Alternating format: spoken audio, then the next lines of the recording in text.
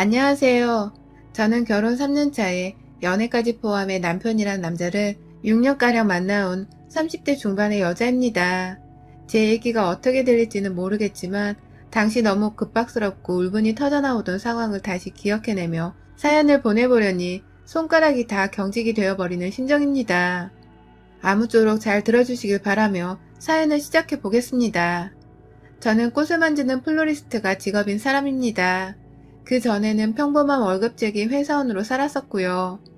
회사를 다니면서 잦은 업무 스트레스와 인간관계로 스트레스를 받던 중 이대로 살다간 정말 인생이 허무하게 끝나버리겠다는 마음에 평소 관심 있어 하던 꽃꽂이 수업을 들으며 강사 자격을 획득하고 저 혼자의 가게를 차려 자영업자로 직업을 변경해 살게 되었어요.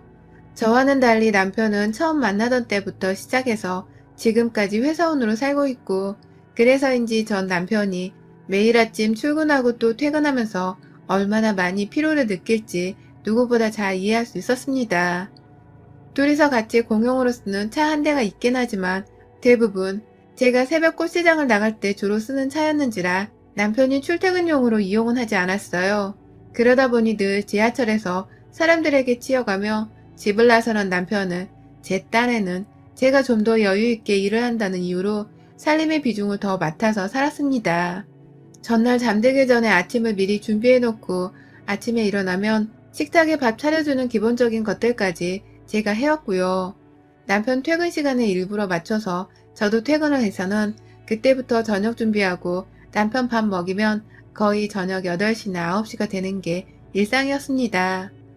내심 아이를 가지고 싶다는 욕심이 있는 여자였음에도 가게 업무는 가게 업무대로 바쁘고 남편 뒷바라지는 생각했던 것보다 늘 많은 기분이 들다 보니 애를 안 낳는 게 맞는 건가 싶더라고요.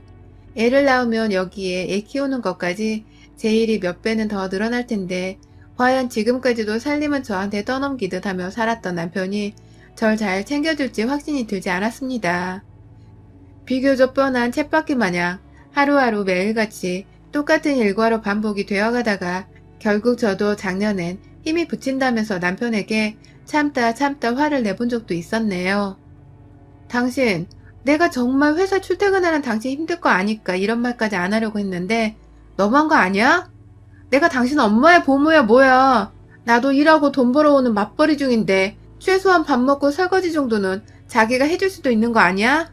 라며 가뜩이나 코로나로 장사가 안 되어 스트레스를 받던 중 집에 와서는 남편 뒷바라지나 하면서 제대로 쉬지도 못하는 제가 너무 속상한 나머지 콧바람 흥 내뱉으면서 지랄을 떨어봤어요. 역시 사람은 지랄을 계속 떨어줘야 말을 알아듣고 정신을 차리더군요. 몰랐어 여보. 당신이 매번 하니까 즐거워하는 줄 알았지. 앞으로는 내가 잘할게. 라면서 미처 그간의 수고로움들을 잘 몰랐다며 사과를 하는데 정말 내 남편만은 좀 다른 남자일 줄 알았는데 인터넷에서 보던 그런 무능력하고 도움만 받고 사는 최하의 남자라는 사실을 그때서야 조금씩 깨달았던 것 같습니다. 그럼에도 그 이상의 화를 낸다거나 싸움을 애써 붙이려고 하지는 절대로 않았어요. 전 절대로 이혼녀가 되고 싶지 않았었거든요. 내 가게 하면서 그간 모아놓은 돈도 있었고 결혼한 상대가 꼭 곁에 없더라도 충분히 행복을 추구하며 잘 살 수 있는 조건을 갖췄던 저였음에도 저는 절대로 남편과 무슨 일이 있더라도 이혼을 할 생각이 없었습니다. 저희 부모님과 똑같은 삶을 살고 싶지 않았으니까요. 어릴 적 제가 기억이란 걸 제대로 하기 전의 시절부터 사이가 좋지 않으셨던 부모님께서는 허구한 날 집에서 싸우고 물건을 던지고 자식이던 저하고 제 남동생에게 화풀이를 하는 아동학대 비스무리한 것도 서슴지 않으셨습니다. 하나같이 부모란 사람들이 번갈아가며 정상이 아니었죠. 그러다 결국 저희 두 남매가 고등학생이 채 되기도 전에 이혼을 하셨고 저희 남매들은 각자 남동생은 아빠를 저는 엄마를 따라가며 뿔뿔이 흩어지게 되었는데요. 그나마 일을 하고 계셨던 아버지는 남동생이 아들이라며 나름 열심히 뒷바라지를 하며 키우셨던 것 같은데 저희 엄마는 달랐어요. 일을 해봤자 변변찮은 청소일이나 마트 알바를 하는 것이 전부셨기에 돈이 늘 부족했고 늘 사는 걸 괴로워하셨습니다. 이혼하고서 부쩍 술을 많이 드시더니 네 아빠랑 이혼을 왜 해가지고 라는 말을 버릇처럼 꺼내시며 지난 이혼을 후회하셨고 남동생을 보고 싶어 하셨으며 또 확 죽고 싶어 하셨어요. 후회를 할 거면 왜 그렇게 물고 뜯고 서로를 비난하지 못해 안달인 양 살았나 싶었으나 엄마의 후회를 제가 다 이해하고 보듬어줄 수 있는 마음의 여유가 없었습니다.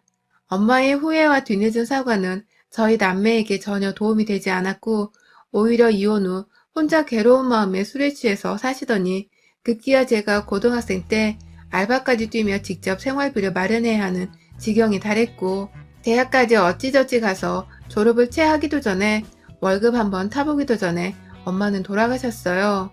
술을 잔뜩 마신 채로 더 어떻게 돌아가셨는지는 차마 말을 꺼낼 수가 없네요. 결혼해서 함께 사는 것보다 헤어지는 것을 두려워하고 더 힘들어했던 엄마라는 여자를 가까이에서 지켜보며 그 여자의 삶의 끝이 결국 허망하고도 끔찍스러운 죽음이었다는 것을 내 눈으로 보며 저는 절대로 결혼을 하지 않을 것이라는 다짐을 했으나 결혼을 했습니다. 그렇다 보니 이상적인 결혼관이라고 생각할 수 있는 건 딱 하나였어요. 부부가 이혼하지 않고 잘 사는 건 말입니다. 처녀짝에는 미친 듯이 일하고 돈 벌고 그 돈에 대출 껴서 장사를 시작하면서 죽어라 돈을 벌겠다고 일을 했어요. 남편을 만나서 내 일 열심히 하면서 남편과의 돈독한 부부애를 보다 오래도록 유지하겠다는 마음으로 지극정성으로 제 마음을 쏟았습니다. 한두 해 만나고 결혼을 한 것도 아니고 3년이라는 시간 동안 서로 연인이라 부르며 사랑을 했던 사이였기에 내가 이 사람에 대해 잘 알고 있고 그래서 잘 아는 만큼 잘 살 수 있을 거란 확신도 있었습니다.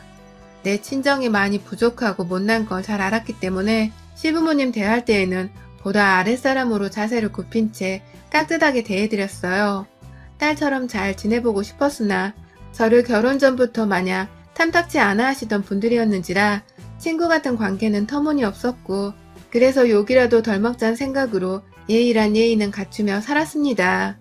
남편에게 하는 만큼 시부모님께 깍듯이 굴었고 부르시거나 필요하신 걸 찾으면 자식인 남편이 아니라 며느리인 제가 나서서 시댁일도 봐드리곤 했어요. 내심 시부모님도 일 잘하고 말 잘 듣는 저를 만족해하는 듯한 눈치였고 이제 아이만 태어나면 된다는 식으로 말씀을 하곤 하셨죠. 다만 저는 남편이 너무 가사일에 무덤덤했다 보니 스트레스로 육아를 점점 기피하게 되었고 만약 남편이 변한다면 언제든 아이를 가지겠다는 생각을 한 채로 남편의 옆에서 조금씩 잔소리를 늘어놓기 시작하고 있었고요. 작년에 한번 힘들다고 하소연을 한 후 주기적으로 남편한테 나도 일이 힘들어. 우리 둘 다 일하고 고생해서 돈 벌어오고 있잖아. 최소한 같이 협력해서 살아야 나도 어머님 아버님 원하시는 대로 아이도 가져볼 생각을 하며 여유를 가지지 않겠어? 라고 따져가고 부탁해가며 변해줄 것을 요구했네요.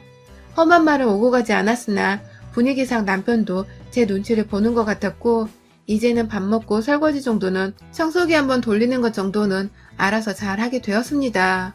그런데요. 겨우 같이 노력해서 잘 살자던 제 말에 남편은 제가 짜증이 나고 귀찮게 느껴졌던 것일까요? 너 우리 엄마야? 엄마인 줄. 라면서 제 잔소리 한 번에 시어머니 같다는 소리를 하며 비꼬던 남편은 마누라가 엄마같이 보이지 않게 하고 싶으면 다 큰 당신이 좀 성인처럼 행동하면 되잖아.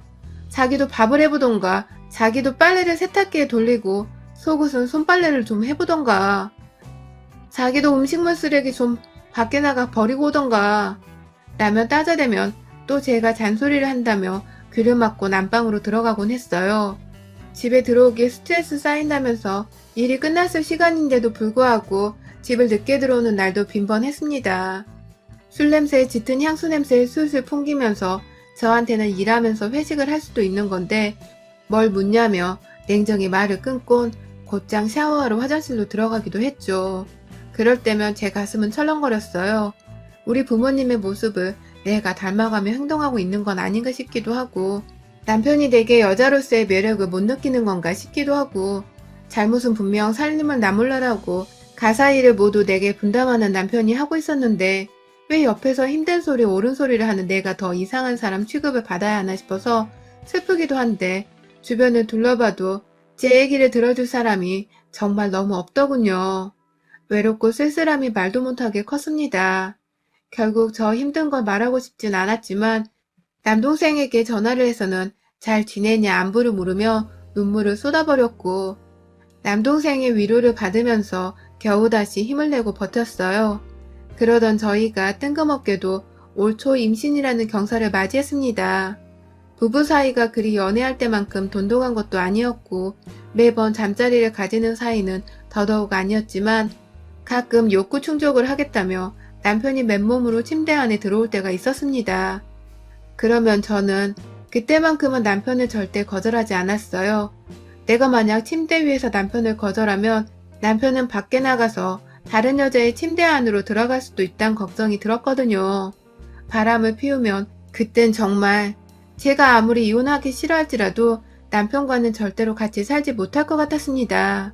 그래서 제 딴에는 결혼 생활을 유지하기 위해서 잠자리에서도 남편의 비위를 맞춰주겠다고 우선으로 노력을 했어요. 그러다 결국 낳아도 될까 싶었던 아이가 제 몸에 찾아왔더라고요. 솔직히 당황스러웠고 갑작스러웠고 이제 정말 꼼짝없이 나는 육아와 살림에 치중하느라 일이고 뭐고 개판이 되겠구나 싶으면서도 고마웠습니다. 저에게 찾아와준 뱃속의 아기가 말이죠. 시부모님께 말씀드리니 저희보다 더 아이를 기다렸던 시부모님은 난리가 나서는 좋아라며 저희 집으로 찾아오셨고 생전 그렇게 가까이 친근하게 시부모님과 말을 나눠본 것이 저는 처음이었네요. 남편도 괜시리 부모님이 좋아하시니 자기도 기분이 신난 건지 아빠 될 준비는 아직 안 되었지만 빨리 보고 싶다는 소리를 하며 기뻐라 했고요. 실제로 그 후 전과는 달리 집에 늦게 들어오는 일도 조금 줄어들었고 가사일도 많이 도와줬으며 가끔 주말에 친구들을 만나러 나가 집을 비우는 것 말고는 딱히 저를 섭섭하게 하는 일도 없었습니다. 그제야 저는 이제 다시 가정의 안정을 되찾고 행복을 가져보는 것인가 싶은 나머지 뱃속 아기가 마냥 행운아인 것만 같았죠. 그렇게 별탈 없이 아이도 잘 뱃속에서 키우고 남편은 열심히 그리고 평소처럼 출퇴근하며 일을 하고 있었고 저는 저대로 꽃강이와 함께 결혼식장 꽃장식 의뢰를 받아서 돈 벌겠다고 일하는데 한참 정신이 없었습니다. 강의도 하고 매장에서 꽃도 팔고 온라인에서 꽃 화분도 팔며 다양하게 돈 버는 길을 열어둔 저였기에 출퇴근하는 남편보다도 어쩌면 더 바쁘게 살았어요. 그럼에도 한번 불평을 하지 않은 채 태교에 신경 쓰며 버티고 있었고요. 이번에 결혼식 의뢰를 주신 분은 제 인스타를 통해서 DM으로 문의를 주신 분이셨고 가격이랑 컨셉이 본인이 원하시는 스타일과 잘 맞았는지 금방 함께 작업을 하기로 결정이 되었습니다. 보통은 식장과 작업운원을 하는데 이 신부님께서는 직접 확고한 컨셉이 있다며 식장 안을 꾸밀 프리랜서 플로리스트까지 직접 섭외를 하셨더라고요. 30대의 저보다 조금 어려 보이던 신부님과 통화도 하고 처음 인스타 메시지를 주고받다 보니 자연스레 신부님의 사진들을 들여다보게 되었는데 정말 고우시더라고요.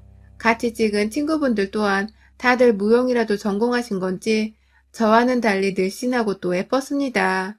일을 하다 말고 저도 모르게 남의 소셜미디어에서 손님 사진을 구경해보며 속으로는 그냥 부럽다는 생각만 한 채 핸드폰을 끄려던 그때 불현듯 첫 제 인생의 암흑이 밀려왔어요. 그 손님의 인스타를 보게 된과 동시에 얼굴에 낯빛이 달라지기 시작했죠. 제 남편이 보이는 거예요. 저하고 같이 사는 제 뱃속아이 아빠인 제 남편 말입니다. 닮은 사람인가? 라면서 저도 모르게 놀란 나머지 가게 안에서 혼잣말을 하며 그 손님의 인스타에 올려진 제 남편 같은 사람의 사진을 더 훑었어요. 남편은 태그가 되어 있지 않았지만 그 바로 옆에서 남편과 아주 꽉 달라붙은 채로 함께 사진을 찍은 또 다른 여자가 태그되어 있길래 그 여자의 SNS까지도 들어가 보니 남편의 사진을 대놓고 올려놓지는 않았지만 왜인지 제 눈엔 참 익숙한 옷이며 시계며 신발들이 사진 속에 담겨 있더라고요. 심지어 남편이 가끔 출근할 때 들고 가는 녹색 노트북 가방까지도 말입니다. 누가 장난을 치는 건가 싶기도 하고 설마 내 남편이 그간 바람을 피웠나 싶기도 하고 나 몰래 알고 지내는 여동생들이 있었나 싶기도 하고 남편인지 확신도 안 서는데 마음이 불안해졌습니다. 불안한 마음에 괜히 남편한테 물어볼까도 싶었는데 이내 마음을 정리했어요. 섣부르게 오해해서 확실하지도 않은 일로 바람을 피웠냐고 물어볼 것이 아니라면 그냥 애초에 말을 안 꺼내는 게 낫겠다 싶었죠. 솔직히 내가 임신하고서 내가 너무 예민해진 건가 싶기도 했고요. 다른 사람도 아닌 남편이 이렇게 예쁜 여자들이랑 어울릴 만한 재간이 있는 것도 아니고 외출이 잦았더라도 그건 다 주변에 저까지 아는 남편의 친구들을 만나러 간다거나 잠시 저랑 싸우면서 집에 늦게 들어왔던 적 말고는 없었으니까 닮은 사람이라 치부를 하며 이 모든 일들을 흘려버리는 듯 했습니다. 온전히 다시 일에 집중을 했고 시간은 어느덧 후다닥 지나쳐 그 신부님의 결혼식 날이 되었죠. 그날은 토요일이었습니다. 일찍 가서 준비를 하고는 하객들 하나 둘 모이며 식장 사진을 찍는 걸 보면서 흐뭇하기도 했고 저도 따로 먼저 집에 가지는 않은 채 끝까지 식장 체크를 한다고 신부님의 결혼식이 끝나기를 기다리며 한켠에서 구경하고 있었습니다. 하나둘 오던 손님들이 조금 많았고 다들 하나같이 마스크를 쓰고 있었는지라 사람 구분도 잘 하지를 못한 채 저는 만족해하는 신부님한테만 시선을 고정하고 있었는데 익숙한 듯한 최고의 남자가 보였어요. 옆에 팔짱 낀 여자가 있는 걸로 보아 절대로 내 남편일 수가 없었는데 아무리 봐도 남편 같아서 제가 도무지 신부를 보다가 그 남자에게서 눈을 뗄 수가 없었습니다. 이내 그 남자는 결혼식이 끝나고 사진을 찍을 때 신랑 신부 옆으로 자신과 팔짱 낀 여자의 손을 잡고는 다가가 같이 사진도 찍었는데요. 네 사람밖에 없다 보니 사진작가가 마스크를 벗어도 된다고 했고 그래서 그 남자가 마스크를 벗는데 제기랄 제 촉이 맞아 떨어졌어요.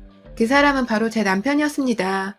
환하게 웃으면서 신랑의 옆에서 남편과 팔짱 끼고 온 여자는 신부의 옆에서 나란히 커플 대 커플 마냥 사진을 찍고는 활짝 웃으며 인사를 나누곤 다시 마스크를 쓰고 하객석으로 들어오는데 제 발걸음은 어느새 그 사람을 향해 가고 있더라고요.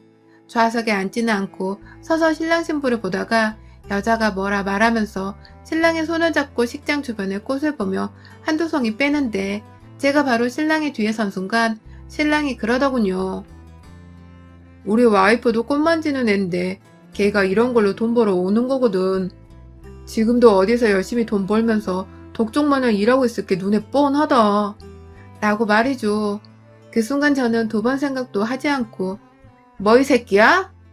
라는 비명소리와 함께 손에 들고 있던 제 핸드백을 들어다 곱게 왁스칠을 한 남편의 머리통에 던졌어요. 순식간에 신랑 신부며 하객이며 모두가 놀라 저를 쳐다보며 입을 다문 바람에 식장 안에 정적이 흘렀고 놀란 남편이 설마하는 표정으로 마스크를 쓴 저를 뚫어져라 쳐다보는 사이 저는 남편의 마스크를 벗긴 채 네 마누라 얼굴도 못 알아보냐 이 개자식아? 네 새끼 배 마누라 두고서 남의 결혼식장에 네 첩을 데리고 나타나? 그러고도 뭐가 어쩌고 어째? 마누라는 지금 독하게 돈 벌고 있을 거라고? 뭔 놈의 새끼가 바람을 이따위로 대놓고 피우는 거야? 라면서 제가 정성스레 만진 꽃을 들고 있는 여자를 옆으로 밀쳐내고는 꽃다발을 한 움큼 빼들어서는 그년이고 남편이고 할 것 없이 그 귀한 꽃송이를 얼굴을 내리쳤어요. 아프지도 않고 따갑다며 저한테 신경질을 내던 남편의 상간녀. 제가 신부의 인스타에서 본 그년이 분명해 보였습니다. 사람들이 여전히 시선을 고정하고 있었기에 얼굴이 화끈거렸지만 상간녀에게는 인연이 내 남편이랑 불륜을 저질렀는데 누가 도대체 유부남이랑 불륜녀를 결혼식장에 초대한 거야? 누구야? 어떤 것들이 이 년놈들의 불륜을 또 알고 있었어? 끼리끼리 노는 것들이냐? 아님 이 둘이 불륜인지 모르고 있었던 거야? 라며 상간녀의 뺨과 남편의 뺨을 내리쳐가며 주변 사람들에게 언성을 높이는데 대뜸 신랑 측의 어머니가 나타나선 왜 남의 결혼식장에 무리하게 행패해요? 불륜남인지 우리가 알 게 뭐야? 어떻게 우리가 그런 걸 하나하나 다 알고 초대를 해요? 너무하네 정말. 라며 저부터 쫓아내려 하셨어요. 저는 억울하다며 분명히 신부의 인스타에서 이 여자와 내 남편의 사진까지 다 봤다고 정말로 당신네 며느리가 모르고 있었던 게 맞냐면서 막 소리를 지르다가 그만 그 자리에서 주저앉아 버렸어요. 배가 너무 찌릿찌릿하게 아파오는 게 뱃속 아이한테 이상이 생겼단 불안감이 밀려왔거든요. 제가 갑자기 행패를 부리다 주저앉자 일부 사람들은 제게 연민이라도 느낀 건지 일단은 도와야 하지 않겠냐며 다가왔고 저는 임신했어요. 누가 119 좀 불러주세요. 라면서 호소를 하자 사람들이 황급히 119를 부르는 목소리가 들렸습니다. 하지만 전 그만 그 뒷상황을 알지 못한 채 그대로 쓰러져 버리고 말았고 눈을 떠보니 응급실이었어요. 제 옆으로는 남동생이 어느덧 찾아와 있었고 그 뒤로는 시부모님이 계셨습니다. 제 몸 상태를 확인하려고 무작정 뱃속으로 손을 댔는데 다행히 배는 아직 불러져 있고 또 고개를 끄덕이며 다 괜찮다는 동생의 말에 안도감이 들었습니다. 그런데 아무리 봐도 이상했습니다. 남동생이 얼마나 소리를 지르며 화를 냈는지 목소리가 다 쉬어 있었고 옆에서 시부모님은 동생 근처에도 오지를 못한 채 멀찌감치 떨어져 제 상태를 확인하며 안절부절 못하고 계시고 제가 다 죽어가는 목소리로 야, 네 매형 어딨어? 그 새끼 어딨냐고 라며 남편을 찾자 남동생은 뭔가 다 알고 있기라도 한 듯이 그 새끼 내가 반쯤 죽여놨으니까 걱정하지 마 라고 하는 거예요. 네가 왜? 누나, 나 다 알고 왔어. 그놈의 새끼가 무슨 짓을 했는지 오죽 주변 사람들도 열불이 났으면 누나 데리고 온 구급대원들이 결혼식장에서 하객들한테 있었던 일에 대한 얘기를 다 듣곤 누나 보호자한테 말해줘야겠다면서 내가 병원에 올 때까지 기다려주셨더라고. 그 전까지는 그 자식이 하도 누나 옆에서 눈물을 질질 짜고 있길래 전혀 예상도 못했다가 구급대원에게 말을 전해 듣고서야 그 자식이 내 앞에서 불쌍한 척 연기를 하고 있었던 걸 알고는 응급실 밖으로 끌고 나와 반 죽여놨어. 지금 그 새끼도 치료받고 있는 중이야. 라고 말을 했어요. 그러고 보니 정말 시부모님이 서 계신 곳을 기점으로 그 뒤에 있던 의자에 너무나도 눈에 익숙한 저희 남편이 눈탱이 밤탱이가 되어서는 응급실에서 반창고에 붕대 같은 걸 감고는 넋이 나간 채로 쉬고 있더라고요. 급기야 동생은 남편의 입에서 그 상간녀가 술집 여자란 얘기, 그 상간녀의 친구, 그러니까 결혼식 초대를 해준 신부도 술집 여자란 얘기를 다 들었고 남동생은 그 상간녀까지 반 죽여버리겠다며 남편의 핸드폰을 뒤져서는 카톡 조회까지 해서 그 상간녀 연락처를 찾다가 급기야 이번에 결혼을 한 그 신랑 신부와 남편 그리고 상간녀 4사람이서 함께 단톡방을 만들었던 것까지 확인을 했다고 하더군요. 그 안에는 남편이 주말마다 넷이서 커플 여행을 떠났던 수두룩한 사진들과 메시지들을 확인했고 급기야 남동생은 그 신랑과 신부라는 놈들한테도 감히 유부남을 데리고서 니들끼리 좋다고 여행을 다닌 거냐? 술집 여자들인걸 당신도 알고 만난 거야? 라면서 카톡을 보내고 카카오톡으로 전화통화까지 했는데요. 여기서 더 큰 반전이 있었습니다. 글쎄 그 신랑이라는 남자도 제 남편이 유부남인지 그리고 자기 신부가 술집 여자인 줄 새까맣게 모르고 있었던 것입니다. 가뜩이나 임신한 채로 나타나서는 남편이라고 욕을 퍼부어대면서 결혼식장을 시장바닥으로 만들어 놓은 저를 보며 꺼림칙하던 그 신랑이란 사람은 제 남동생이 남편의 핸드폰으로 전화를 걸어서는 신부가 술집년이란 것과 제 남편이 유부남이었던 것을 고하자 아주 불같이 화를 냈다고 해요. 그래서 남동생은 결국 자기 말을 믿지 않은가 보다 했는데 얼마 지나지 않아 그 신랑이 응급실을 찾아왔어요. 호텔에서 묵으려던 신혼부부가 진작 헤어져서는 갈라졌다는 말과 함께 자초지종을 듣겠다는 신랑 되는 사람은 제가 누워있는 응급실까지 찾아오기에 이르렀으며 이미 집안이 아주 그냥 전쟁터를 방불케 하는 피 터지는 아수라장이 되었다고 하더군요. 그 뒤를 따라서 신랑 되는 분의 신부와 내 남편의 상간녀까지 죄인마냥 찾아와서는 모두 모여있는 제 침대 곁으로 다가오지도 못한 채 눈물을 질질 짜며 한 번만 용서해달라 하는데 영문도 모른 제 남동생이 투하한 이 거대한 폭탄의 후폭풍을 구경하면서 저는 내심 속으로 정말 통쾌했습니다. 멀쩡한 신랑 신부까지 파토를 내서 미안하지만 그들의 처지를 걱정해줄 여유는 없었어요. 그럼에도 남동생이 남편을 패줘버린 바람에 꼴을 구경할 맛이 나더라고요.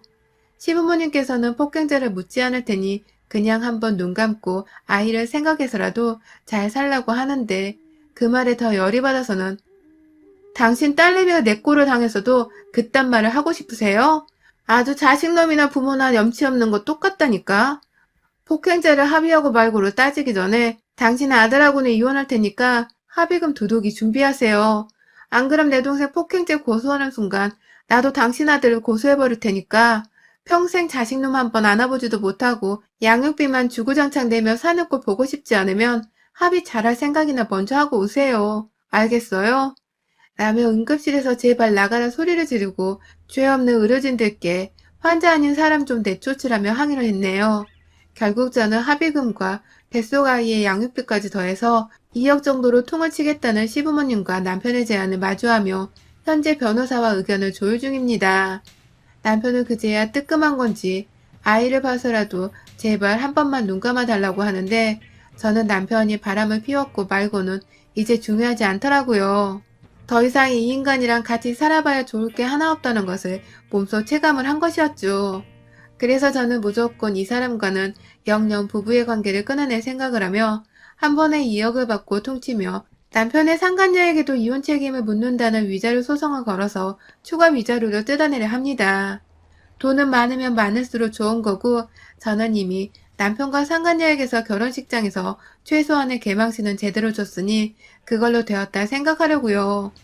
마음을 비우는 것이 지금으로서는 제 뱃속 아이에게 해줄 수 있는 가장 적절한 태교이기에 지금도 이 글을 쓰면서 무덤덤해지려고 노력을 하고 있는 중이랍니다. 여러분의 응원으로 용기 내고 힘을 얻고 싶어요. 여러분의 생각은 댓글로 남겨주세요. 오늘도 시청해주셔서 정말 감사합니다. 안녕하세요. 사연 적을 시간에 주먹 다짐이 더 절실한 저이지만 마음 차분히 가라앉히고 글 쓰며 진정을 해보려는 30대 후반의 애같은 어른이 주부입니다. 저보다 연상인 분들께는 신뢰되는 말일 수도 있지만 이쯤 나이를 먹었으면 다 컸다 말하기 수월할 줄 알았는데 지난 몇 년간 제가 겪은 일들을 되돌아보니 눈물부터 나오려 하고 분한 마음에 주먹부터 들이대려 하는 걸 보니 저는 아직 어른 되려면 한참 멀은 것 같네요. 애 같은 30대 아줌마의 투정을 귀 기울여 들어주시면 감사할게요. 저는 결혼 5년 차이고 저희 남편은 저하고 동갑내기입니다. 결혼을 하던 때가 30대 초반을 확연히 지나치고 있던 시기라서 여러분들이 예상하시는 대로 저희는 양가 부모님의 독촉을 받아가며 결혼식을 치렀어요. 물론 서로 좋아서 결혼하겠다고 한 것도 있었지만 결혼 준비를 해가며 문제가 좀 많아 얼굴 붉히고 싸울 일들도 덩달아 많았었는데 그 순간엔 이 결혼을 확 물려버리고 싶다 생각을 했을 정도였으니 마냥 사랑만으로 이 사람과 결혼을 한 건 아니었습니다.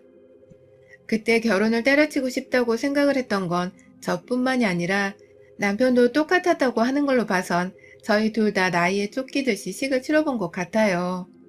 저희가 결혼을 할 때 싸워야 하는 이유는 딱 한 가지였습니다.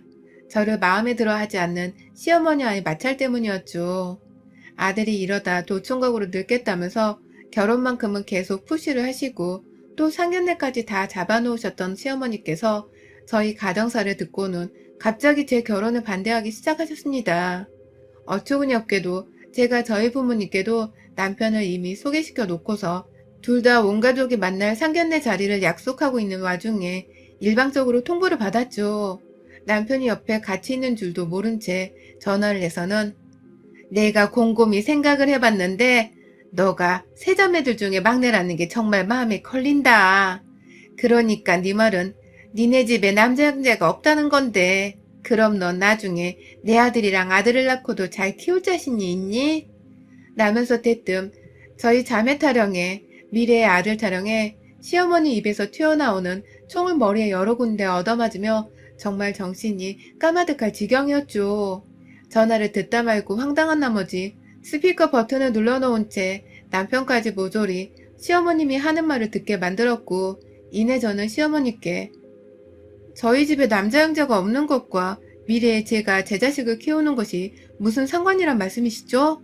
라며 대답을 했는데요. 그러자 시어머니는 어머 얘 진짜 겁나는 소리하고 자빠졌다. 니네 엄마가 아들을 낳은 적이 없는데 네가 아들을 낳는다는 보장이 어딨니? 내가 정말로 네가 자식을 잘 키울지 말지에 대해서 따져 묻는 걸로 보이니? 니네 집에 아들씨가 없는 것 같으니 걱정돼서 하는 말 아니냐? 라면서 목소리를 높이셨죠. 그 바람에 남편이 후다닥 전화를 받아서는 엄마 왜 그래? 무슨 결혼도 하는 커플한테 아들 타령을 하고 있는 거야? 라며 따져 물었고 급하게 남편이 시어머니와 전화통화를 정리하고 끊는 와중에 저는 여전히 멘붕에 빠져서는 내가 이 결혼을 이딴 소리까지 들어가며 해야겠어? 우리 결혼 다시 한번 생각하자 라면서 뛰쳐나왔고요. 그 길을 절 따라온 남편과 길 한가운데서 니네 엄마가 잘못했다며 지나가는 사람들 보고 다 쳐다보라는 식으로 불만을 토해냈습니다. 물론 남편도 처음에 제 편을 들어주는 듯 하다가 엄마는 옛날 분이시니까 충분히 손주 타령을 하실 수도 있는 거지 라면서 지엄마 편을 들려고 하길래 당장에 뒤도 안 돌아보고 헤어졌고요. 다만 남편이 다음날 바로 사과를 하고 결혼해달라 예원하고 용서를 한참이나 구했던 바람에 저도 주변 사람들한테 결혼한다 말해놓은 체면이 있었는지라 남편의 사과를 받아줬어요. 어처구니 없는 결정이었죠. 지금이라면 당장에 남편을 쫓아냈을 텐데 그 당시에는 제가 잠시 정신이 나갔었다는 것을 여러분들께 미리 인정을 해봅니다. 아무튼 그러고 나서도 시어머니가 남편 몰래 저한테 연락이 와서는 여전히 결혼을 할 생각인 거냐? 내가 아들 때문에 어찌저찌 니들 결혼을 시키겠는데 정말 나중에 아들 못 낳고 그러면 나 진짜 못 산다 못 살아 라며 몇 번이고 그놈의 태어나지도 않은 제 자식 타령을 하셨지만 결국 저도 원래 성격이 이 모양인 사람인가 싶은 마음에 한 귀로 듣고 흘려버렸습니다. 아들을 낳으면 그만인 거고 못 나오면 뭐 어쩌겠나 싶었죠. 요즘 세상이 어떤 세상인데 설마 아들 한번 못 낳았다고 집에서 쫓아내고 멀쩡한 부부를 이혼까지 시키려나 싶었습니다. 정말 한순간의 지랄로 끝날 일일 거라고 단순하게 생각을 했어요. 그게 바로 저의 결혼 전 최대 실수였고요. 상견례장에서 남편에게 얼마나 사전에 혼인하고 피 터지게 싸웠던지 시어머니는 저와 저희 부모님 앞에선 아들 얘기를 단 한 번도 꺼내질 않았습니다.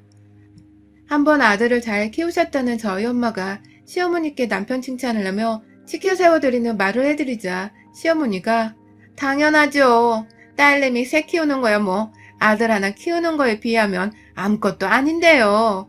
라면서 가만히 있던 저희 엄마를 후려쳤는데 그 순간 남편이 시어머니를 확 찌르보았고 그러자 시어머니는 거짓말처럼 입을 꾹 다물고 얌전하게 상견례가 끝나는 자리까지 밥만 드시더라고요. 내심 남편도 상견례 자리 내내 기분이 좋아 보이진 못했고 정작 저희 부모님은 기분을 나빠해야 하셨음에도 불구하고 바보처럼 남편 걱정에 시어머니 걱정을 하면서 우리가 상견례 날을 잘못 잡은 것 같아 라며 씁쓸해만 하셨습니다. 이렇게 시작부터 굉장히 많이 삐그덕거린 우리 고부관계는 결혼을 하고 나서도 여전했어요. 결혼을 했다고 해서 나아질 사이가 절대로 아니었던 것이죠. 설마 했는데 제가 결혼하고 2년 만에 첫째를 임신했습니다. 생각보다 조금 늦은 첫 임신이었죠. 태교도 열심히 잘했고 친정엄마부터 이미 아이들을 둘씩 가지고 있던 언니들이 번갈아가며 저를 챙겨주고 도와준 덕에 임신한 기간 동안 나름 어려운 것 하나 없이 도움 잘 받아가면서 지냈는데요. 하루는 저희 시어머니가 저희 엄마한테 저 몰래 전화를 하셨대요. 대뜸 전화를 해서는 며느리를 만나지 말라고 다른 딸들한테도 전화해서 우리 며느리를 만나게 하지 말라고 전화라며 다짜고짜 화를 내셨다고 하는데 이유를 들어보니 바로 제가 아들을 낳는데 나쁜 기운을 몰고 오기 때문이라 했다더군요. 내 엄마고 내 언니들인데 겨우 아들 하나 낳겠다고 만나지도 말라는 말을 하러 사돈 어려운 줄도 모른 채 전화를 했다니 저로서는 이 무식한 시어머니를 어쩌면 좋나 싶어서 혈압이 오르더군요. 이럴 줄 알았던 것을 어쩌면 결혼하기 전부터 눈치를 챘었는데 구태여 결혼을 해서는 내 어머니와 가족들을 욕보이게 한 내질과 너무 크게 느껴졌습니다. 결국 제가 나서서 어머님과 이판사판 단판을 지으랬어요. 어떻게 다른 사람도 아닌 어머님 사돈한테 딸내미를 만나지 말은 소리를 아무렇지 않게 하실 수가 있으세요? 저 자식 낳고 이 아이가 아들이어도 어머님 절대로 안 보여드릴 거고요. 딸이면 더더욱 내 딸 천대 안 받게 하기 위해서라도 어머님한테 손녀 안 보여드릴 겁니다. 평생 아이 소리 한번 못 듣고 아들 타령하며 그렇게 무리하게 지내실 거면 어디 한번 지금 하시는 것처럼 마음대로 해보세요. 라면서 직접 시댁에 찾아가기까지 해서는 시아버지 보는 앞에서 시어머니께 막 대들며 소리를 쳐대니 손주가 태어나도 안 보여줄 거란 말을 하던 순간부터 놀라셨는지 이내 자세를 낮추곤 넌 이 늙은 시어미를 이기고 싶냐? 다 너 위해서 했단 말이야. 라며 웃어넘기를 했습니다. 굳이 그렇게 숙이고 들어오시니 저도 바득바득 우겨 이길 생각은 없었고 그냥 그렇게 경고 한번 주고서 이제는 안 그러겠지 하는 마음이었고요. 그렇게 임신기간 동안은 웬만하면 저한테 스트레스를 안 주려고 하시는 듯 했습니다. 하지만 제 아이의 성별이 딸이라고 검사 결과가 나오던 날 그 시기를 어찌나 귀신같이 알고 연락이 와서는 딸이라는 말에 시어머니가 집안에서 드러누웠던 소식을 들었네요. 남편은 그걸 보고서 우리 엄마 진짜 깐깐하지. 만만한 시어머니가 절대 아니라니까? 라면서 웃기다고 웃고 있었는데 저는 정말 소름 끼치더라고요. 뭔데 내 뱃속 아이가 세상 나오기도 전에 시어머니란 사람 때문에 환영도 못 받아야 하나 싶은 나머지 그러게 진짜 지랄 맞아도 너무 지랄 맞잖아. 적당히 좀 해야 어른 대접이라도 할 텐데 이건 뭐 못 배워서 그런 건지 아니면 사상이 그렇게 자리 잡혀 어쩔 수 없는 건지 라면서 시어머니를 신랄하게 비꼬아댔고요. 그 말에 남편도 자기 엄마 욕을 한다면서 기분이 토라져서는 며칠 동안 저한테 말을 안 걸다가 뭐에 정신을 차린 건지 은근슬쩍 다시 말을 걸어왔어요. 그 짓을 반복했다 풀었다 하면서 계속해서 되풀이했고 결국 저는 첫째 딸을 무사히 낳긴 낳았는데 시어머니는 제 병실에 한 번을 찾아오지도 않으셨습니다. 남편도 저희 부모님 앞에서 자기 엄마의 행동이 많이 부끄러웠는지 유난히 절 챙겨가며 잘 대해주려고 했고요. 하다하다 시아버지까지 나서서는 며느리 고생 많았다면서 시어머니를 대신해 고마움을 표현하겠다며 먹을 것을 사오고 저희 부모님 모시고서 저녁을 사주며 지극정성이었죠. 또라이 질량 법칙이 있다더니 이 집안에서 또라이가 바로 시어머니라는 생각이 드는 순간이었습니다. 그렇게 첫째 딸 낳고 시어머니랑은 굳이 서로 친하게 지내볼 이유 없이 대면대면 하면서 살았어요. 가끔 명절이나 가족 생일에 모일 일이 있었어도 워낙 저희 애를 예뻐해주지 않으니까 저도 그렇고 남편도 그렇고 일부러 애를 시댁에 데려가려 하진 않았습니다. 애가 상처를 받을 수도 있으니까요. 다만 시아버지는 애가 보고 싶다면서 정말 자주 연락도 해오고 혼자만 저희 집에 찾아오셔서 다 같이 저녁을 먹다 가시기도 했죠. 저야 뭐 시아버지가 불편했어도 제 아이 예뻐해주고 저한테 미안해하는 모습이 보였으니 별말 하지 않고 집에 오실 때는 늘 환영해드렸고요. 그렇게 지내다가 제가 작년에 둘째를 임신하게 되었습니다. 첫째 아이가 너무 외로워하는 것 같아서 둘째를 계획하고 있긴 했었는데 생각보다 조금 늦게 찾아온 둘째였죠. 기쁜 마음으로 주변 식구들과 지인들에게 임신 사실을 알렸고 모두들 코로나 기간에 기쁜 소식 하나 들려왔다면서 격렬히 축하를 해줬는데요. 그중 의외로 저희 어머님께서도 저의 임신을 격렬하게 축하해 주셨습니다. 그간 소원하게 지내왔다는 것이 무색했을 정도로 며느라, 아이고, 네가 드디어 둘째를 임신했구나. 얼마나 고생이 많았니? 뭐 먹고 싶은 건 없고, 뭐 필요한 건 없고, 내가 내일 당장 집으로 갈 테니 우리 좀 보자꾸나. 라면서 급기야 다음날 저희 집으로 찾아오기까지 하셨는데요. 평소 저희 딸을 그렇게 무덤덤히 대하시던 양반이 무슨 이유에서인지 제 딸이 예쁘다고 들어오자마자 아이를 껴안고는 슬쩍 제 배를 보면서 네가 거기 들어있구나 우리 손주 라고 말하는데 아프싸 이 양반이 설마 또 아들 타령하려고 내 집안에 기어들어왔구나 싶어 아찔했습니다. 기어코 제 예상을 뛰어넘지 않고서는 내가 손주라고 해서 설마 기분 나쁜 건 아니지? 자꾸만 손주 해야 아들이 진짜 태어나는 거야. 마음가짐은 스스로 아들을 품고 있다 생각을 하면서 살아야 해. 라며 엉뚱한 조언을 해주기도 하셨습니다. 그날은 뭐 또 저런다는 마음으로 밥 먹고 집에 가는 순간까지 제 귀를 닫으려고 노력을 했고요. 하지만 시어머니는 지속적으로 제 속을 터뜨렸어요. 한 번은 저희 어머니가 둘째 언니랑 저희 집에 와서 함께 차 한잔 나누며 얘기를 나누고 있었는데 시어머니가 예고도 없이 들이닥쳤습니다. 집안에서 저하고 함께 있는 제 친정 식구들을 보자마자 귀신 본 듯 놀래 현관 안으로 들어오지도 않더니 갑자기 저를 끌고서 문 밖으로 나가셨어요. 어머님, 임신한 사람을 잡아 끄면 어떡해요? 라며 저도 놀래서는 어머니를 뿌리친 채 소리를 질렀고 집 안에서는 무슨 일 있냐면서 저희 엄마랑 언니가 뛰쳐 달려왔는데요. 시어머니가 그러시는 겁니다. 내가 정말 몇 번을 말해야 하니 좋게 말해도 귀뚱으로 쳐듣지를 않으니 이런 식으로 행동할 수밖에 없잖아. 네 주변에 죄다 딸내미만 낳은 것들 뿐인데 넌 도대체 아들을 낳을 생각이 있는 거니? 라고 말입니다. 그 바람에 저희 엄마가 못 참겠다며 사돈, 당장 돌아가세요. 내 딸 앞에서 그딴 말하고 정신 어지럽힐 거면 당장 가세요. 라며 시어머니를 쫓아내다시피 밖에 내버려둔 채 저만 데리고 집 안으로 들어온 후 문을 쾅 닫으셨고요. 그날 저희 엄마는 자신이 딸들만 낳아 사돈한테 흠집이라도 잡힌 기분이라면서 굉장히 불편해 하셨습니다. 그쯤 되니 저도 진짜로 아들이라도 낳아야지만 시어머니의 행동들이 자제가 될까 싶어서 아들이 태어나기를 은연중에 바래버리고 말았어요. 그러나 저는 이번에도 딸을 가지게 되었고요. 이 사실은 저와 남편 그리고 친정 식구들만 안 채로 철저하게 시어머니께는 비밀리에 붙이고야 말았네요. 딸을 둘이나 낳았다면서 또 뭔 소리를 해대실까 싶었던 나머지 제 태교를 걱정하는 주변 사람들의 조언으로 시어머니껜 비밀로 하기로 한 것이었습니다. 그런데 저희 시어머니는요, 한참 소식이 또 없으시더니 왜 아들인지 딸인지 결과 나왔다는 소리가 안 들리냐? 설마 이번에도 딸이냐? 딸이야?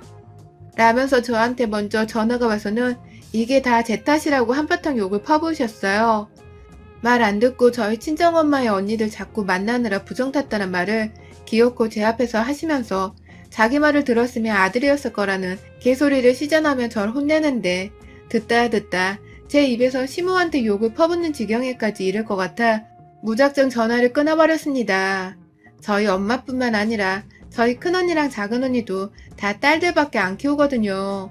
큰언니는 외동딸 하나 낳고선 그 밖에 자녀 계획이 없다며 형부가 묵는 수술을 이미 하셨고 둘째 언니는 첫 자식부터 딸 쌍둥이를 낳아버린 바람에 둘도 버겁다면서 마찬가지로 셋째 계획을 포기했습니다. 이걸 보고선 저희 시어머니가 지독하리만큼 제 친정 유전자가 딸만 낳는 유전자라면서 필요 이상으로 무례하게 구는 것이었고요. 도저히 시어머니 곁에 있으면 멀쩡하던 마음이 어지러워져 되던 태교도 안 될 것 같다면서 저는 무작정 남편에게 시어머니께 들은 욕을 또 다 일러바침과 동시에 혼자 친정으로 갔어요. 남편 또한 거기서 핸드폰이고 뭐고 다 꺼놓은 채로 태교에만 집중하며 장모님 곁에서 몸 편히 쉬라고 동의를 해줬기 때문에 저희 부부간의 의논을 다 마치곤 친정으로 간 것이었어요. 그렇게 전 친정으로 들어가자마자 핸드폰을 꺼버린 채 거의 도 닦는 심정으로 핸드폰 없이 태교하며 나름 편안히 잘 지냈고 매일같이 친정집에 오는 수고로움을 감행했던 남편에게 고마워 가끔 집으로 남편이 먹을 반찬도 싸가져 가고 집 정리를 해주며 우렁각시 마냥 살았습니다. 그러다 이번 달 초 친정엄마랑 반찬 잔뜩 이고서는 집에 들어가 냉장고를 채워놓다가 급작스럽게 진통이 왔어요. 출산 예정일보다 조금 앞당겨져 아이를 낳게 된 것이었죠. 결과대로 저는 딸을 낳았고 병원에 코로나로 가족들이 제대로 들어오지를 못해서 남편하고 친정엄마랑만 들락거리며 저를 봐주다가 퇴원하게 되면서는 저는 곧장 친정으로 향했습니다. 어차피 집에 들어가도 남편이 저를 제대로 케어해주지 못할 것이기 때문에 조리원까지는 같이 알아보고서 조리원에 갔다 퇴원하면서는 친정엄마 집에서 좀 더 있기로 얘기를 나눴어요. 그래야 출근하는 자기 마음이 편할 것 같다면서 남편이 먼저 이에 대한 얘기를 꺼내주기도 했고요. 그렇게 애 낳고서 산후조리원에서 10일을 보내고 친정으로 돌아왔는데 아이고 우리 시어머니가 결국 사고를 치고 마셨습니다. 그 입방정을 제대로 떤 것이었습니다. 남편이 퇴근하고서 저희 집에 와 저랑 첫째 그리고 둘째 딸을 보며 같이 놀아주고 있었는데 밖에서 저녁 9시쯤에 초인종이 울렸어요. 올 사람이 없는데 누구냐면서 엄마가 대신 문을 열고 나가셨는데 이윽고 사돈? 이라 하는 소리가 들려왔습니다. 동시에 남편과 눈을 맞추며 밖으로 후다닥 나가보니 시어머니가 저희 친정 앞에 와 계셨습니다. 앞도 아니고 그냥 무작정 엄마를 밀친 채로 신발 벗고 거실로 들어와서는 소파에 앉아선 거친 호흡을 삼켜가며 저희를 노려보셨어요. 남편이 불안했던지 엄마 이렇게 갑자기 찾아오면 서로 불편하잖아 라고 말을 하는데 그 말이 채 끝나기도 전에 시어머니가 너 그 입 안 다물어? 딸만 줄줄이 낳은 것도 열불나 죽겠는데 애 낳고 친정까지 와 있었던 거야? 내 자식까지 기어코 여기 왔다가 집에 갔다가 하며 개고생을 시키면서 니들 뭐야? 니들 뭐가 그리 잘나서 감히 남의 집 귀한 아들을 왔다 갔다 하게 만들어. 니들이 뭔데? 딸밖에 못 낳은 빙신 같은 년들 주제에 감히 내 아들이 그 뒤치덕거리를 하게 만드냐고. 라면서 인정사정 볼 것도 없다는 듯이 생각나는 대로 말에 필터링을 씌우지 못한 채 막 뱉어내고는 일제히 빙신이란 말에 가족들 표정이 사나워지고 급기야 뒤에서 지켜만 보고 있던 저희 친정아버지가 시어머니 코앞까지 다가오자 뒤늦게 아차 싶었는지 침 한 번을 꼴깍 삼키시는데요. 아유, 진짜 그 나불거리는 주둥이처럼 시작해서 염색물 빠져 저렴해 보일 정도로 붉은빛이 나는 머리칼부터 그 나이에 화장을 덕지덕지 발라서는 급기야 시뻘건 립스틱까지 예쁘다며 쳐 바르고서는 주저리 말을 하던 시어머니를 정말 당장이라도 참수를 시켜버리고 싶은 심정이었습니다. 진짜 지금이 21세기만 아니었어도 뭐라도 당장 저 옆에 애한테 뭔 해코지를 해버리고 싶을 정도였어요. 그 와중에 저희 큰딸아이가 소리 지르는 할머니를 보고는 놀랬는지 남편의 다리 사이로 자기 얼굴을 감췄는데 그 모습을 보자 남편도 이건 정말 문제가 있다 싶었는지 엄마 나와. 당장 나와. 해도 정도가 있지. 왜 이렇게 무식하게 구는 거야 처갓댁 앞에서. 이러면 내가 뭐가 되냐고. 쪽팔려서 정말 얼굴을 들 수가 없어. 라며 아이를 저한테서 떼어놓은 채 시어머니 팔목을 잡고 억지로 끌고 나가려는 걸 그 앞에서 저희 엄마가 막아섰습니다. 야, 너 뭐라고 했어? 방금 나한테 뭐라고 했냐고. 라며 껌 좀 씹은 듯 물어보는 저희 엄마 말에 시어머니는 한 대 때리기라도 하게? 때려봐. 빙신 같은 년들이라 했다. 아들도 못 낳는 빙신 뭐 어쩔 건데. 라면서 자기 얼굴을 들이밀며 저희 엄마 앞에서 더욱 약을 올렸는데요. 그 순간 저희 엄마가 글쎄 시어머니를 향해서는 내가 못 때릴 줄 알아? 라는 말과 함께 손바닥을 크게 펼쳐선 그 뺨따구를 촥 소리가 나게 때려버렸습니다. 정말 시어머니 얼굴 반면이 시뻘개질 정도로 저게 주먹질인지 뺨따구를 친 건지 헷갈릴 만한 강도로 쳐버린 바람에 급기야 시어머니가 뺨을 맞고 뒤로 몇 걸음 자빠질 뻔했어요. 감히 뭐가 어쩌고 어째? 겨우 사람 구실하고 사는 아들 하나 낳아놓고는 그게 뭔 대수라고 그놈의 아들 타령을 밥 먹듯 하고 있는 거야? 너 어디 한 번 더 맞아봐 이거사. 라면서 시어머니 뺨을 한 대 더 내리치면서 달려드셨고 그 바람에 저랑 아빠가 달려들어 엄마를 겨우 말렸어요. 뭐 이미 시어머니는 저희 엄마 손에 몇 대 더 맞으신 후이긴 했지만요. 놀란 시어머니는 저희 남편을 향해 도와달라는 듯이 쳐다보며 너 지금 감히 나를 쳤어? 나를 친 거야?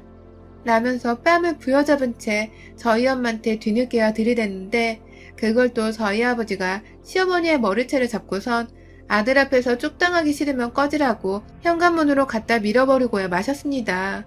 거의 그냥 끌어당겨서는 문까지 힘으로 던져버리신 거였죠.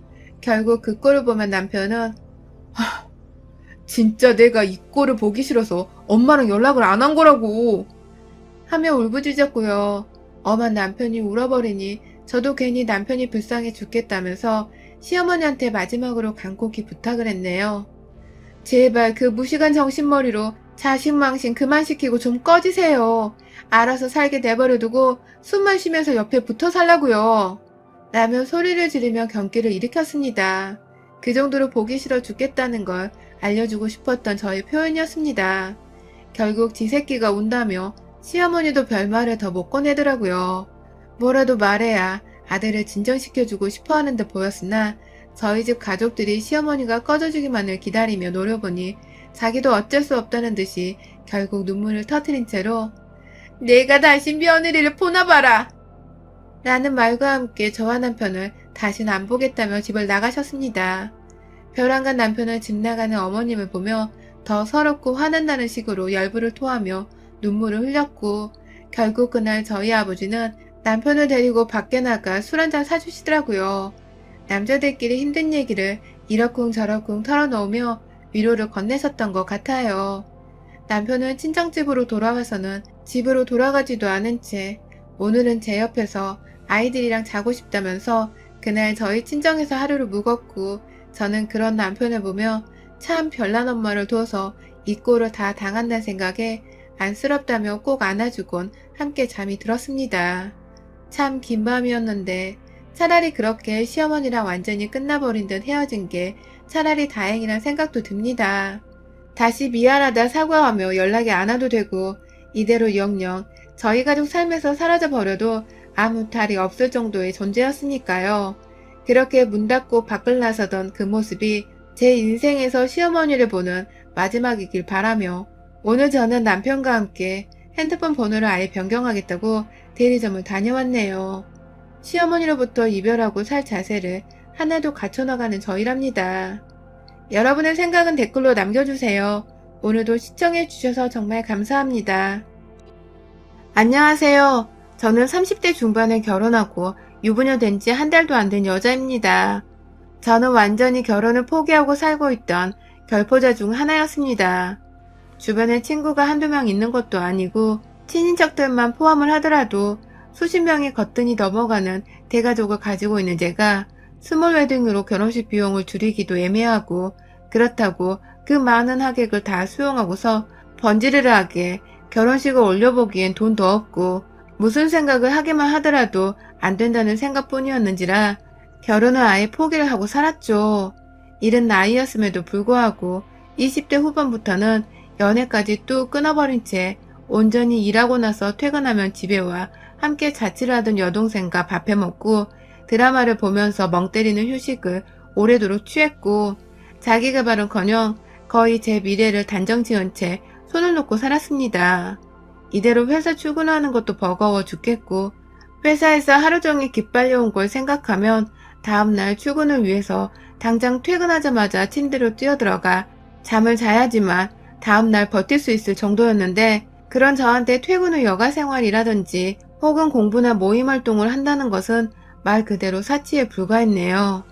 저는 평범한 회사에서 200 언저리에 돈을 받으며 그나마 회사가 망할 회사는 아니었는지라 이대로 나 하나만 잘 버티면 평생 직장으로 여길 수 있겠다 싶었습니다. 제 여동생도 저와 비슷한 월급을 받으며 회사를 다니는 직장인이었는데 둘 다 결혼을 안 하겠다면서 버티고 함께 자취까지 시작해버린 바람에 부모님도 정말 오래도록 걱정을 많이 하셨어요.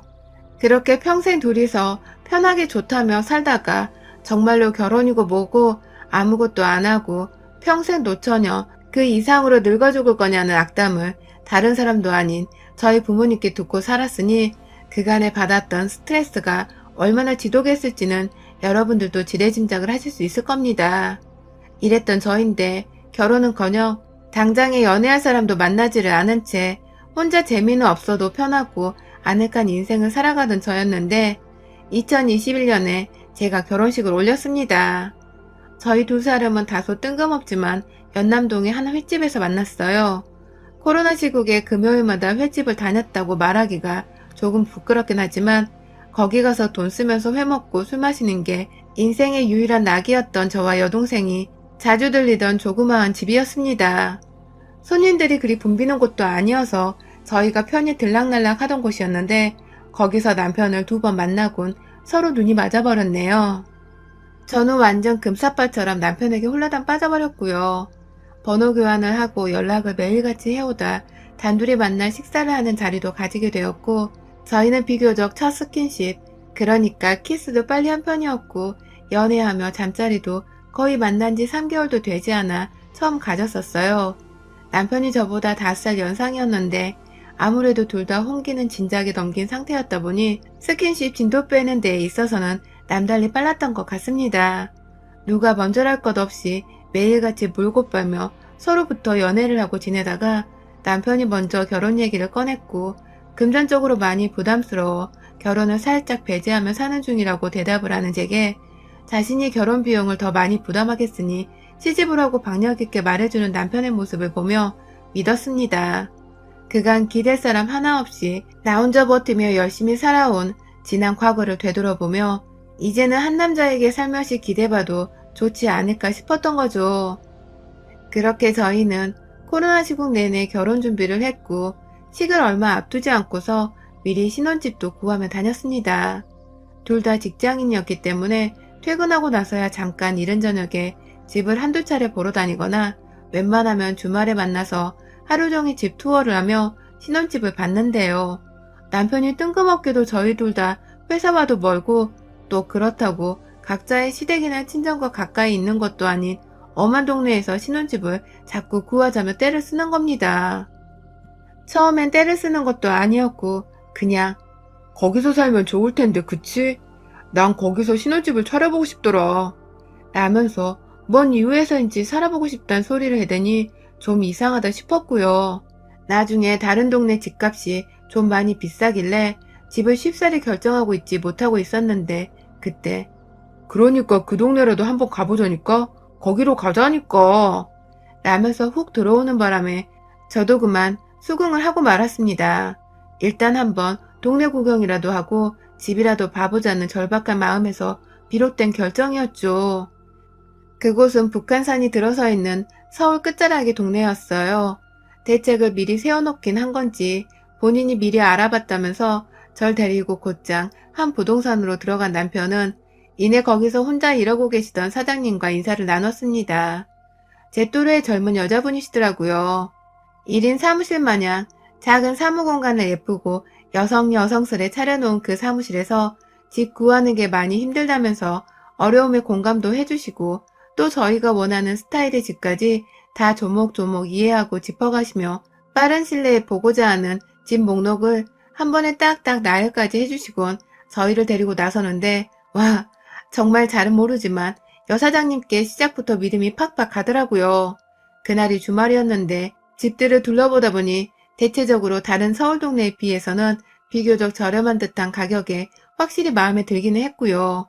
다만 거리에 술집도 많고 식당도 많고 굉장히 어수선한 분위기가 돋보여 밤 풍경이나 소음 같은 것이 걱정이 되긴 하였으나 아무것도 없는 허허벌판에서 무서워하며 사는 것보다 훨 도시적이고 북적대니 좋다면서 옆에서 남편이 자꾸만 동네가 좋단 소리만 해대는 바람에 전 그냥 남편 따라 좋다고 대답할 수밖에 없었습니다. 뭐가 되었든 집을 사는데 그리고 결혼식을 치르는데 남편이 저보다 비용을 더 많이 내는 사람이었고 때문에 남편의 의견이 더 반영이 되어야 하는 게 어찌 보면 당연하다 싶었으니까요. 그래서 묵묵히 남편을 따라다니면서 비교적 가격도 괜찮고 빌라였지만 깔끔한 새 물건인 것도 마음에 든다며 거의 이곳으로 집을 정해놓고 있던 그 와중에 불현듯 느꼈어요. 소외되는 감정을 말입니다.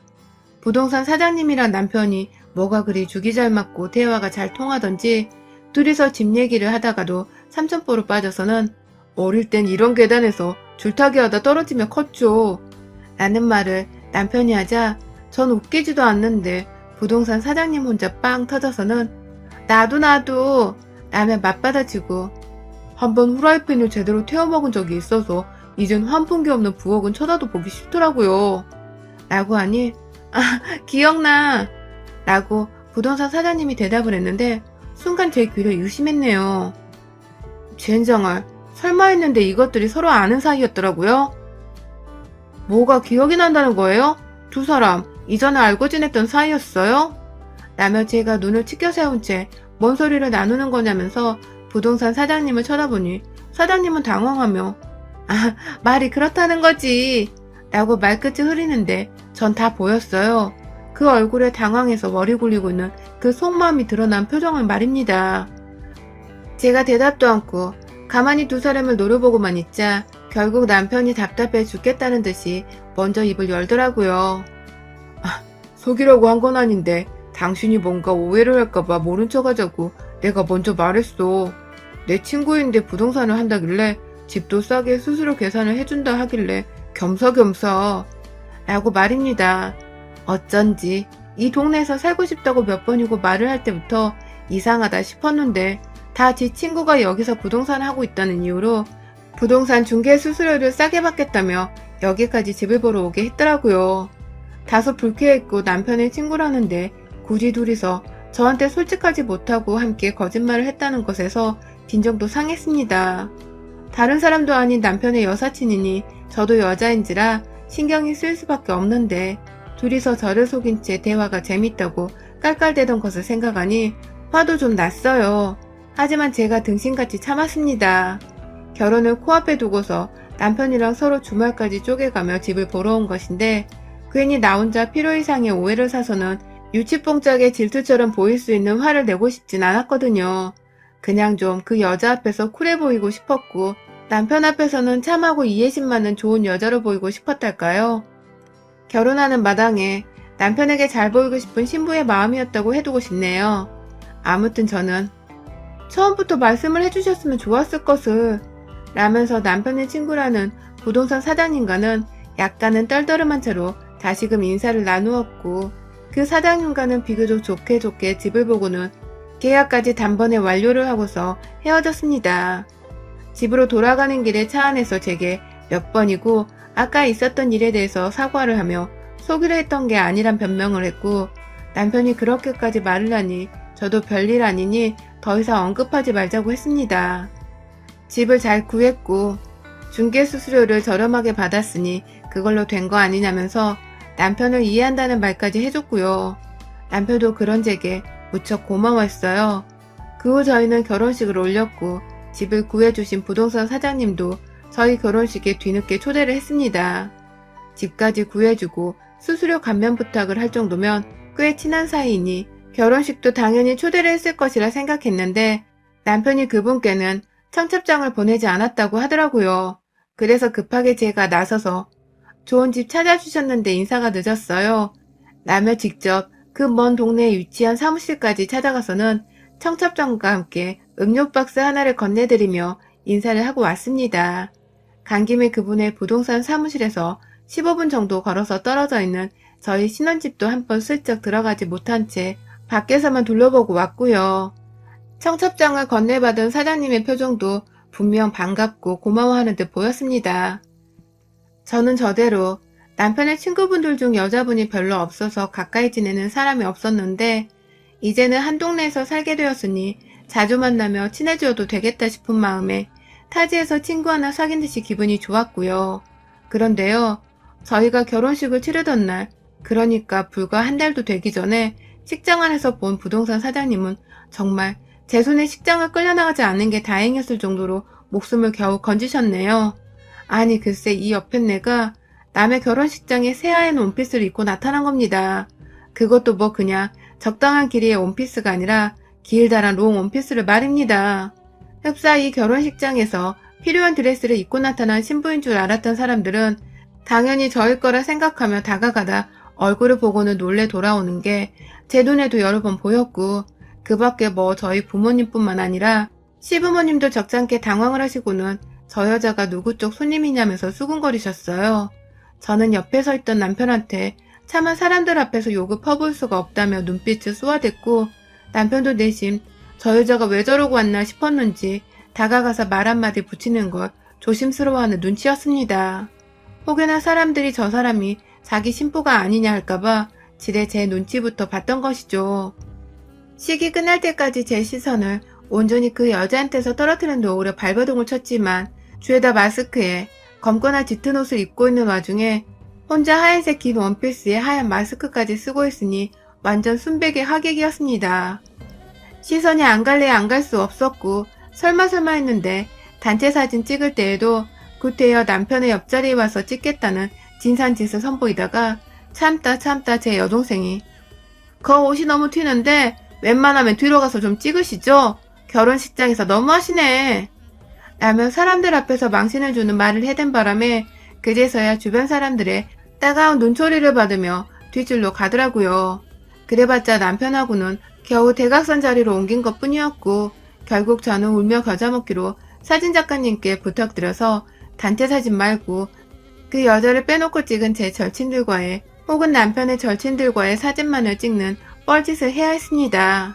오죽했으면 작가님께서도 제 마음을 이해한다는 식으로 저한테 맡겨주세요 라는 말을 남기시곤 촬영하면서 신랑의 친구들이 모일 땐